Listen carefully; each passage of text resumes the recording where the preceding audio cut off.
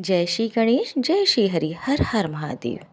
फागुन मास चल रहा है और फागुन मास में हरिहर की पूजा एक साथ करने का विशेष महत्व है, क्योंकि फागुन मास के हरिहर पूजा जो एक साथ करते हैं उनके घर परिवार पे महादेव और श्री हरि की कृपा एक साथ बनी रहती है। उससे एक बहुत ही रोचक कथा है, शायद आपने पहले भी सुनी होगी, गोपेश्वर भोलेनाथ महादेव की कथा। आइए आज हम लोग इस कथा को सुनते हैं।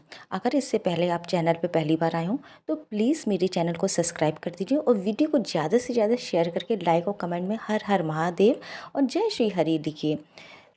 एक बार शरद पूर्णिमा की शरद उज्ज्वल चांदनी में बंसीवट यमुना के किनारे श्याम में सुंदर साक्षात मनमत नाथ की बंसी बज उठी। श्री कृष्ण ने 6 मास की एक रात्रि करके मनमत का मान ने मर्दन करने के लिए महाराज किया था। जब महाराज की गूंजे सारी त्रिलोकी में गई तो हमारे भोले बाबा के कानों में भी महाराज की गूंज गई। मनमोहन की मीठी मुरली ने कैलाश पर विराजमान भगवान श्री शंकर को मोह लिया। समाधि भंग हो गई। बाबा वृंदावन की ओर बाबरे होकर चल पड़े। पार्वती जी भी मना करके हार गईं, किंतु त्रिपुरारी नहीं माने। भगवान श्री कृष्ण के परम भक्त श्री असुरी मुनि पार्वती जी की नंदी श्री गणेश श्री कार्तिकेय के साथ भगवान शंकर वृंदावन के बंसीवट पर आ गए। बंसीवट जहाँ महाराज हो रहा था वहाँ गौलोक वासिनी गोपियाँ द्वार पर खड़ी हुई थी। पार्वती जी तो महाराज में अंदर प्रवेश कर गईं, किंतु द्वारपालिकाओं ने श्री महादेव जी और श्री असुरी मुनि को अंदर जाने से रोक दिया। बोली, श्रेष्ठ जनों, श्री कृष्ण के अतिरिक्त अन्य कोई पुरुष इस एकांत महाराज में प्रवेश नहीं कर सकता है। श्री शिव जी बोले, देवियों, हमें भी श्री राधा कृष्ण के दर्शनों की लालसा है, अतः आप ही लोग कोई उपाय बतलाइए जिससे कि हम महाराज के दर्शन पा सकें। ललिता नामक सखी बोली, यदि आप महाराज देखना चाहते हैं तो गोपी बन जाइए। मानसरोवर में स्नान कर गोपी का रूप धारण करके महाराज में प्रवेश हुआ जा सकता है। फिर क्या था, भगवान शिव अर्धनारीश्वर से पूरे नारी रूप बन गए। श्री यमुना जी ने 16 श्रृंगार कर दिया तो सुंदर बड़ी बिंदी, चूड़ी, नुपुर, ओढ़नी और ऊपर से एक हाथ का घूंघट भी भगवान शिव का कर दिया। साथ में युगल मन का उपदेश भगवान शिव के कान में किया। प्रसन्न मन से वे गोपी वेश में महाराज में प्रवेश कर गए। श्री शिव जी मोहनी वेश में मोहन की रास स्थली में गोपियों के मंडल में मिलकर अतृप्त नेत्रों से विष मोहन के रूप की माधुरी का पान करने लगे। नटवर वेशधारी श्री रास विहारी, रासेश्वरी, रासमयी और श्री राधा जी एवं गोपियों को नृत्य एवं रास करते हुए देख नटराज भोलेनाथ भी स्वयं ताथा थैया कर नाच उठे। मोहन ने ऐसी मोहनी बंसी बजाई कि सुधि बुद्धि भूल गए। भोलेनाथ, बनबारी से क्या छुपा हुआ है। भगवान कृष्ण शिव के साथ थोड़ी देर तो नाचते रहे, लेकिन जब पास पहुँचे तो भगवान बोले कि रास के बीच थोड़ा हास परिहास हो जाए तो रास का आनंद दुगना हो जाएगा। भगवान बोले कि अरे गोपियों, तुम मेरे साथ कितनी देर से नृत्य कर रही हो, लेकिन मैंने तुम्हारा चेहरा देखा ही नहीं, क्योंकि कुछ गोपियाँ घूंघट में भी हैं। गोपियाँ बोली, प्यारे, आपसे क्या छुपा है, आप देख लो हमारा चेहरा।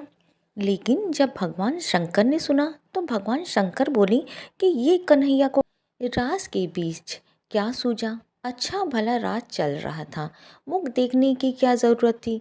ऐसा मन में सोच रहे थे कि आज कन्हैया फजीयत पर ही तुला है। भगवान कृष्ण बोले कि गोपियों, तुम सब लाइन लगाकर खड़ी हो जाओ और मैं सबका नंबर से दर्शन करूंगा। भगवान शिव बोले, अब तो काम बन गया, लाखों करोड़ों गोपियां हैं, मैं सबसे अंत में जाकर खड़ा हो जाऊंगा। कन्हैया मुंह देखते देखते थक जाएगा और मेरा नंबर भी नहीं आएगा। सभी गोपियां एक लाइन में खड़ी हो गईं और अंत में भगवान शिव खड़े हो गए। जो कन्हैया की दृष्टि अंत में पड़ी तो कन्हैया बोले, नंबर इधर से शुरू नहीं होगा, नंबर उधर से शुरू होगा। भगवान शिव बोले कि ये तो मेरा नंबर आ गया। भगवान शिव दौड़कर दूसरी ओर जाने लगे तो भगवान कृष्ण गोपियों से बोले, गोपियों, पीछे किसी गोपी का मैं मुख दर्शन करूंगा, पहले इस गोपी का मुख दर्शन करूंगा जो मुख दिखाने में इतनी लाज शर्म कर रही है।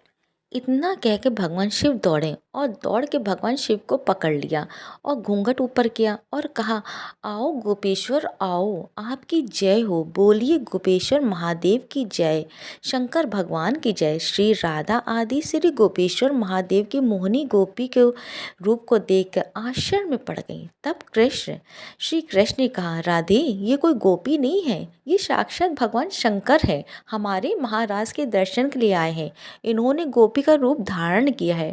तब श्री राधा ने हंसते हुए शिव जी से पूछा, भगवान, आपने ये गोपी भेष क्यों धारण किया है? भगवान शंकर बोले, प्रभु, आपकी ये दिव्य रसमयी प्रेम लीला महाराज देखने के लिए गोपी रूप धारण किया है। इस पर प्रसन्न होकर श्री राधा जी ने श्री महादेव जी से वर मांगने को कहा। तो श्री शिव जी ने ये वर मांगा, हम चाहते हैं कि यहाँ आप दोनों के चरण कमलों में सदा ही हमारा वास हो। आप दोनों के चरण कमलों के बिना हम कहीं अन्यत्र वास करना नहीं चाहते हैं। इसके बाद सुंदर महारास हुआ। भगवान कृष्ण ने कथक नृत्य किया और भगवान शिव ने तांडव, जिसका वर्णन अगर माँ सरस्वती भी करना चाहें तो नहीं कर सकती हैं। खूब आनंद आया। भगवान कृष्ण ने ब्रह्म की एक रात्रि ले ली, लेकिन गोपियाँ इसे समझ नहीं पाईं। केवल अपनी गोपियों के प्रेम के कारण कृष्ण ने रात्रि को बढ़ा के इतना देर तक कर दिया।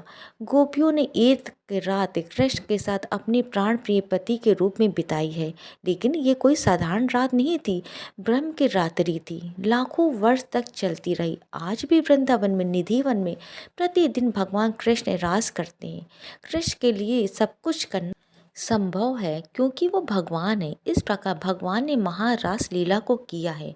शुक्रदेव जी महाराज परीक्षित से कहते हैं, राजन, जो इस कथा को सुनता है उसे भगवान के रसमय स्वरूप का दर्शन होता है, उसके अंदर से काम हटकर श्याम के प्रति प्रेम जागृत होता है और उसका हृदय रोग भी ठीक होता है।